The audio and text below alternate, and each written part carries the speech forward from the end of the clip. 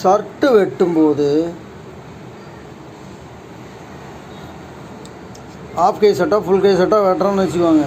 நம்ம shirt cutting போடும்போது front தட்டை வெட்டி எடுத்துடுறோம். எடுத்துகிட்டு பேக் தட்டு எடுக்கும்போது நம்ம இதோட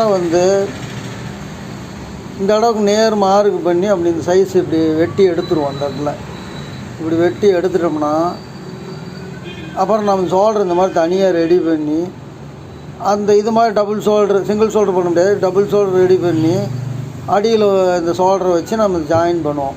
பண்ணி நம்ம தைச்சிட்ருக்கோம். இது ஷோல்டர் ஜாயின் போட்டு தைக்கிற டைப்பு. இது மாதிரி பண்ணோம்னா அது பண்ணலாம். இது முதல்ல பழைய டைப் தைக்கிறது. இப்போ அந்த கழுத்துக்கு ஷோல்டருக்கு பைப்பிங் கேட்குறாங்கன்னு வச்சுக்கோங்க. அப்போ அந்த மாதிரி நம்ம தைக்கும்போது ஷோல்டர் பைப்பிங் தைக்கும்போது இந்த மாதிரி அதை தைச்சிட்டு தனியாக நம்ம பைப்பிங்கை வச்சு தைச்சோம்னா அது இடம் கரெக்டாக வராது.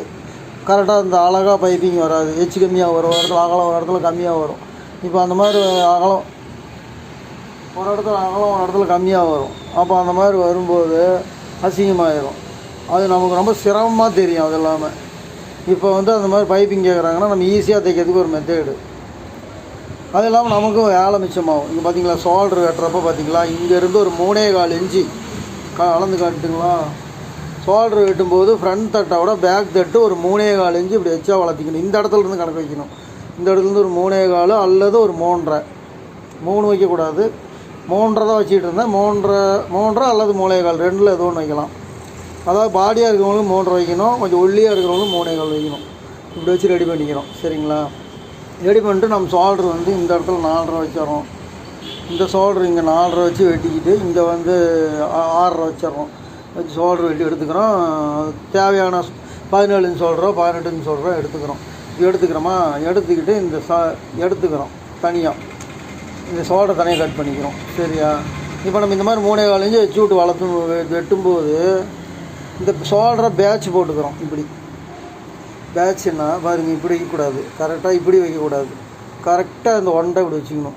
3.25 இன்ச்சு வெட்டணுமா, இப்படி வச்சு கரெக்டாக இப்படி வச்சு பேட்ச் இப்படி அப்படியே வச்சு இந்த குதிரோட மடிச்சு விட்டு சென்டர் பண்ணி இப்படி தைக்க ஆரம்பிக்கணும். இந்த மாதிரி தைக்கும்போது நமக்கு ஷோல்டர் ஜாயின்லாம் தைக்கலாம். இது ஒரு விஷயம். பத்தாவதுக்கு பைப்பிங் டிசைன்லாம் கேட்டாங்கன்னா நாம் இந்த இடத்துல இந்த துணியில் நம்ம குதிரோட கீறிக்கிட்டு அப்படியே அந்த கருப்பு கலரு பீஸை பைப்பிங்க்கு அப்படியே ரெட்டையாக மடித்து வச்சு கரெக்டாக அழகாக வச்சு இந்த ஷோல்டரை ஜாயின் பண்ணிவிட்டு வரவே அந்த பைப்பிங் அப்படியே வச்சு தைச்சிட்டு வந்துடலாம். இந்த மாதிரி தைச்சோம்னா பைப்பிங்கு நல்லா வரும். ஏதோ ஒரு பிரச்சனை. அது இல்லாமல் உங்களுக்கு ஷோல்டர் ஜாயிண்ட் இல்லாமல் வெட்டிக்கும்போது இந்த சட்டைக்கு ஷோல்டர் ஜாயின்ட்லாம் கிடையாது, இந்த பைப்பிங்கெல்லாம் கிடையாது. இருந்தாலும் நான் இப்படி தான் வெட்டிகிட்ருக்கேன்.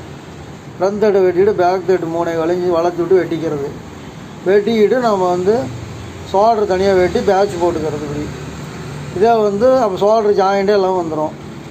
இதே டைமில் இன்னொரு விஷயம் என்னென்னா, இதே சட்டை துணி கொஞ்சம் கம்மியாக இருந்ததுன்னா நமக்கு பேக் தட்டு வளர்த்துறதுக்கு இந்த இடத்துல எக்ஸ்ட்ரா 3.25 இன்ச்சு இருக்காது.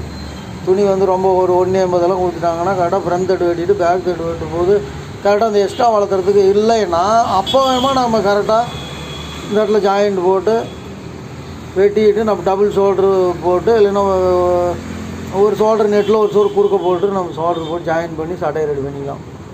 சரிங்களா. இது ஈஸியான மெத்தடு, முயற்சி பண்ணி பாருங்கள். அப்புறம் வீடியோ பிடிச்சிருந்தால் லைக் பண்ணுங்கள், ஷேர் பண்ணுங்கள், சப்ஸ்கிரைப் பண்ணுங்கள்.